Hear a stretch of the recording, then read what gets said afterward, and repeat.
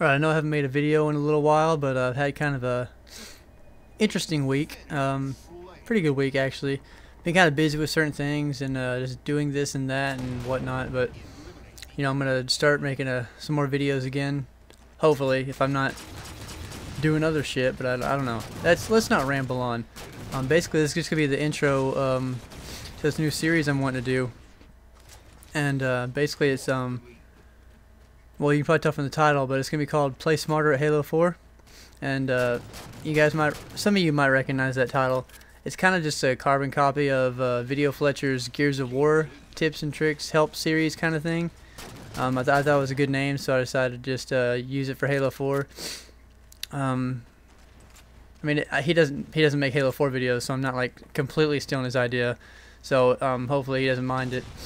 You know, what is it? What's that saying? Imitation is the sincerest form of flattery, or some shit like that. But yeah, yeah, he's a good uploader, cool dude. Blah blah blah. Anyways, I don't even know if he does that series anymore because I don't even think he plays Gears of War anymore. But I'm rambling. So, but yeah, basically this series, this set of videos is going to be a combination of two different styles of commentary. Sometimes I will be you know, taking gameplay and breaking down certain things, what I did right and wrong, and how I could have improved my game, and you know, different things like that.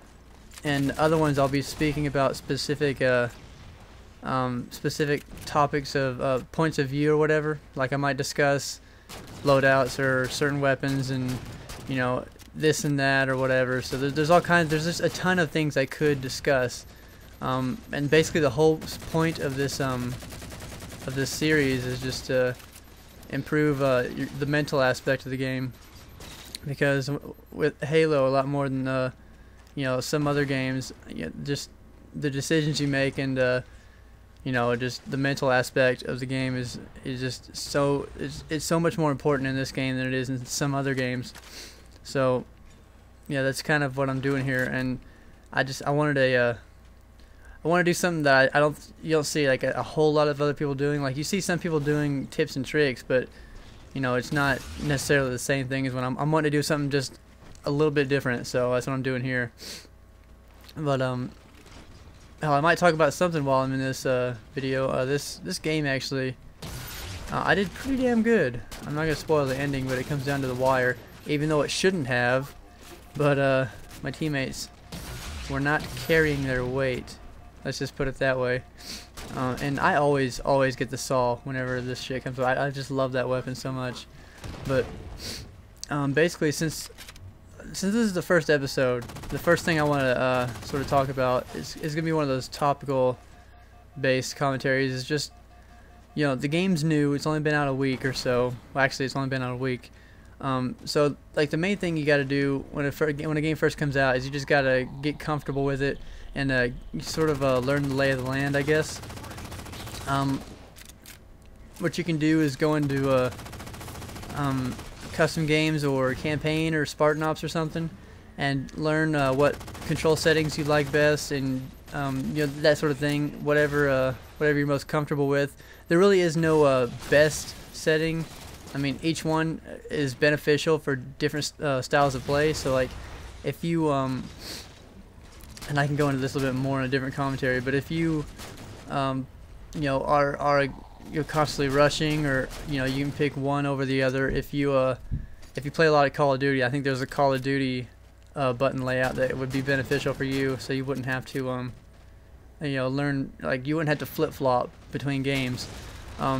You know, there's just all kinds of factors that go into it. So what you need to do is experiment with the different control settings, and you know, it depends on what game types you play, what armor abilities you like to use, all kinds of stuff. There's just different things that go into you know, deciding what controller setting you want, and that goes along with sensitivity as well.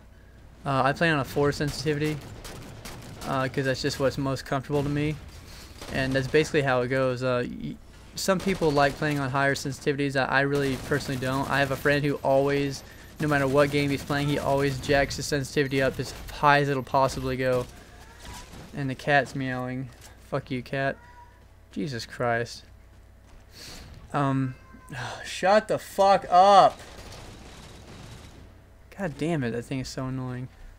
The next thing is just to, once you kind of get your controls figured out, you want to learn the lay of the maps as well, because and actually on this map, this is actually one of my favorite maps. Ninja did sort of a callouts thing. See, I don't know all the callouts for all the maps yet, which is something that you might want to look into, depending on how serious you take the game.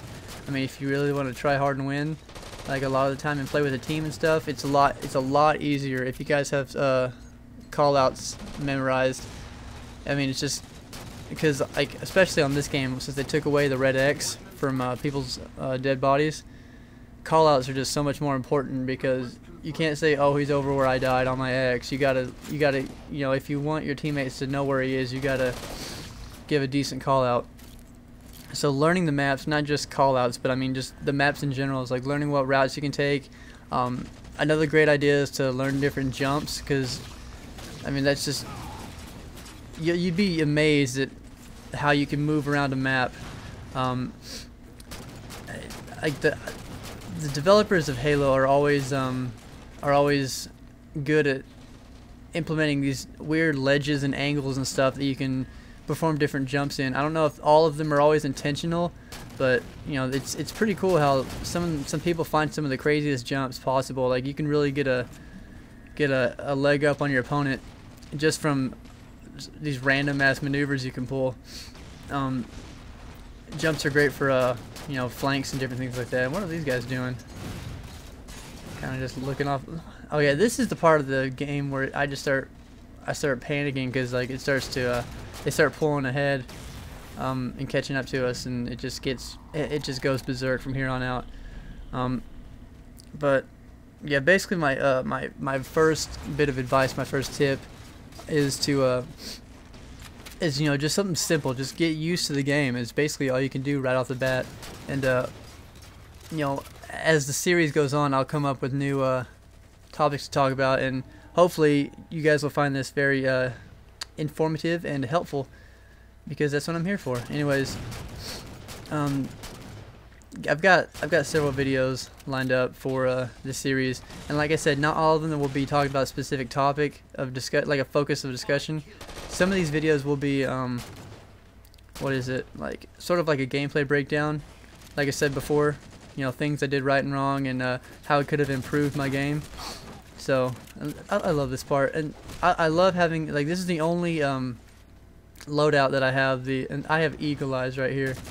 This is the only loadout where I have two primary weapons. That firepower perk, I call it perk, I don't know what it's called, I just call it a perk, but that firepower, because they have a word for it, but the only loadout I have it on is the one with my DMR, which you probably don't even need it, but I don't know. I like the AR because it's really powerful. I mean, it's just more powerful than any of the pistols. So, well, arguably the bolt shot is more powerful if you charge it up, but you know, it's a little bit more risky. So yeah, I use the I think I have a different pistol on every single, or a different secondary on every single loadout I have. With my BR, I have a plasma pistol. With my DMR, I have the assault rifle. With my light rifle, I have the bolt shot. And what the fuck am I doing there?